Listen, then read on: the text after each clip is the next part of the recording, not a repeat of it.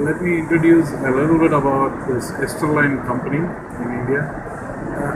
Unlike other original equipment manufacturer, this is structured very differently. This company, it's a group company with about 40 plus individual business units spread across the world. They have factories, business units in France, UK, and Mexico, Canada, and USA. For the first time, as a business entity, they have come to India. And the good thing about having come to India is they already were doing Make in India projects.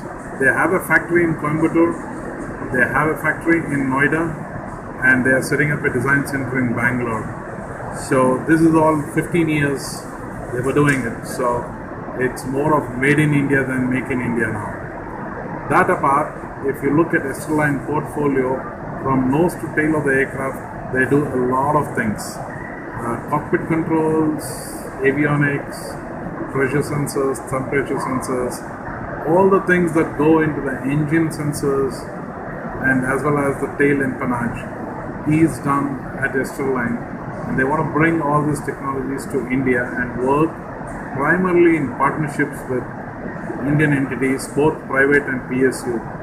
They have already a good relationship developed over years with HAL and BEL, and now they're also looking at other private people to partner with and develop more and more products in India for India and for the global reach.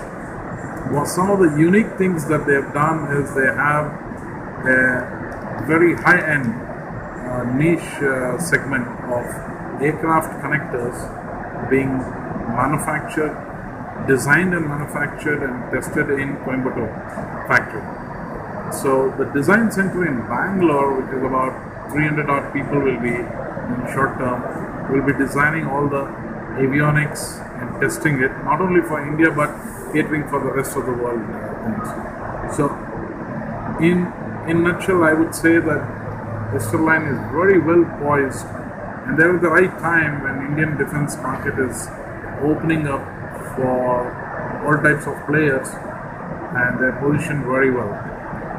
About this Aero India 2017, I would say, yeah, I heard news about number of people reduced and all, but to me the business-to-business meetings have been useful so far. The number of footfalls that happened in the pavilion, I find it was the same as what happened in 2016. But I think so there were more dedicated business-to-business meetings rather than generic footfall. So to that extent, I think so I was benefited by this Aero India 2017. But I still have a desire that this has to come up to the levels of, Farnborough or Paris Air Show, where there are more vendors who come and talk about technology rather than their current products. They talk about future technologies, and I am looking forward to for that day where Indian companies and the foreign OEMs come and talk about what they're doing R&D for the next 10 years, which will be helpful really for Indian Armed Forces. So that's my desire. I want to see that. Maybe 2019 is an answer.